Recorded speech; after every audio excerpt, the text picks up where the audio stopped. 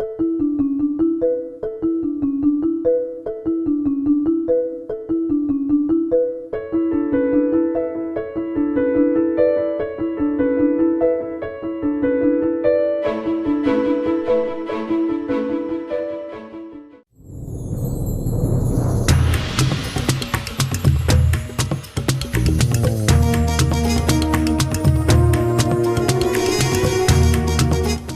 I'm Nyesha McCauley, and you're watching AccessTV.org.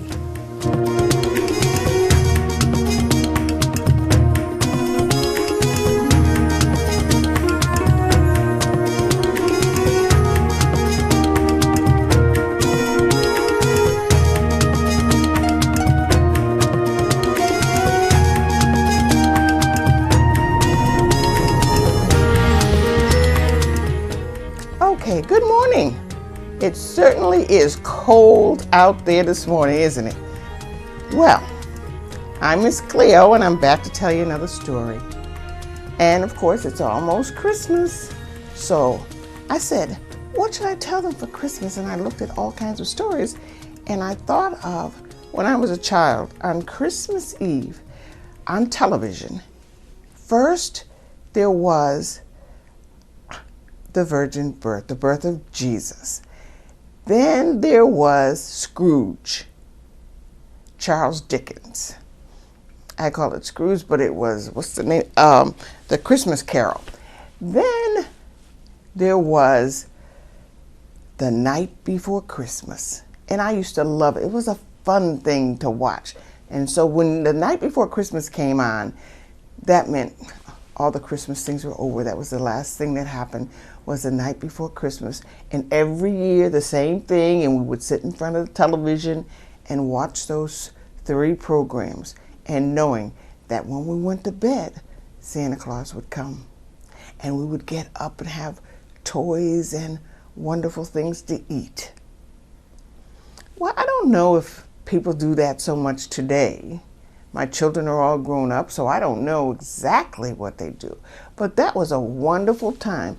And Santa Claus just loved everybody, all the children.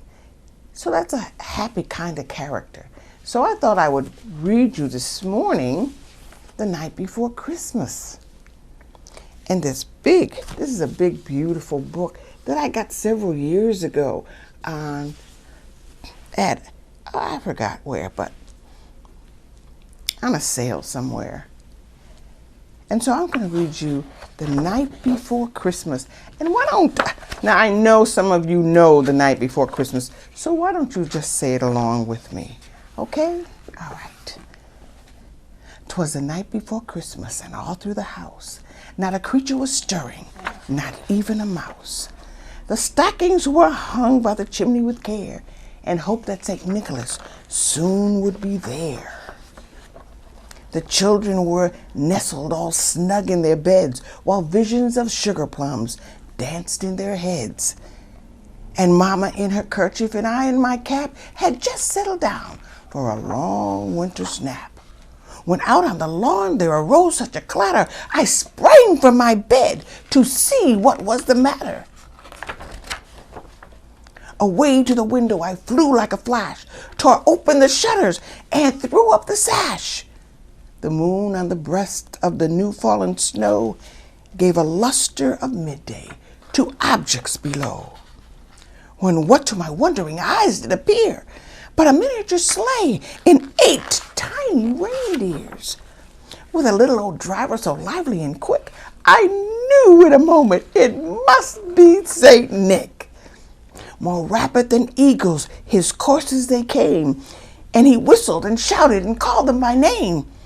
Now Dasher, now Dancer, now Prancer and Vixen, on Comet, on Cupid, on Donner and Blitzen. To the top of the porch, to the top of the wall, now dash away, dash away, dash away all. As the dry leaves before the wild hurricane fly, when they met with an obstacle mount to the sky. So up to the housetops the coursers they flew, with sleigh full of toys, and St. Nicholas too.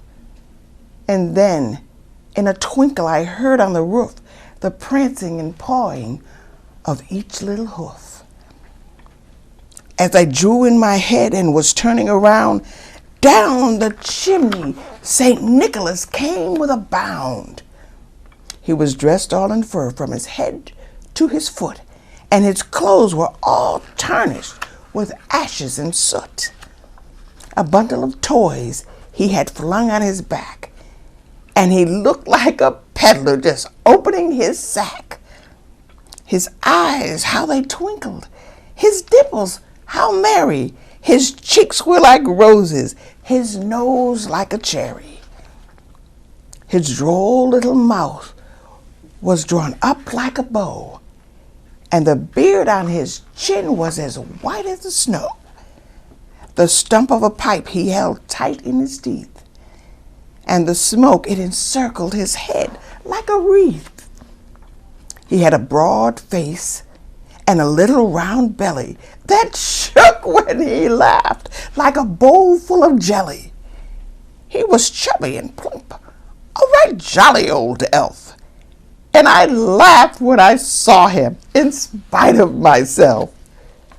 A wink of his eye and a twist of his head soon gave me to know I had nothing to dread.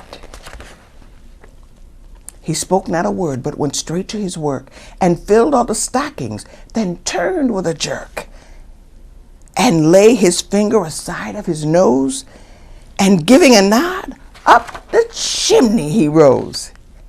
He sprang to his sleigh, to his team gave a whistle, and away they all flew like the down of a thistle.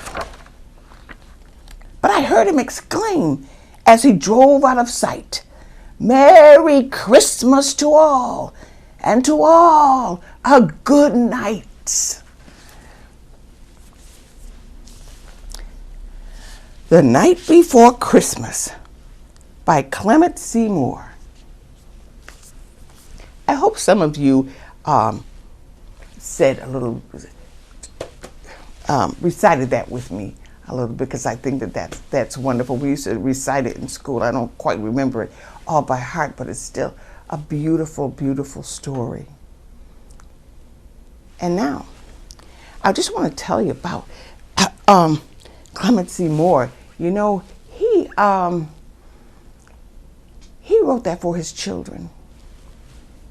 And that's one of the reasons why I like The Night Before Christmas, because he wrote it for his children, for their joy.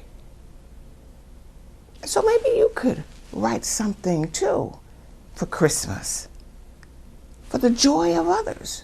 What do you think about Christmas or the holiday? Everybody doesn't celebrate Christmas. Other people celebrate different things on this time of year. Why don't you write a nice, beautiful story or a poem for this time of year, for the holiday season, and send it to someone? Maybe you can think of sending it to me. Thank you for being with me this morning, and you have a good day and a good holiday time. Don't forget to read a little and write a little. Be happy. Take care. I'll see you next time.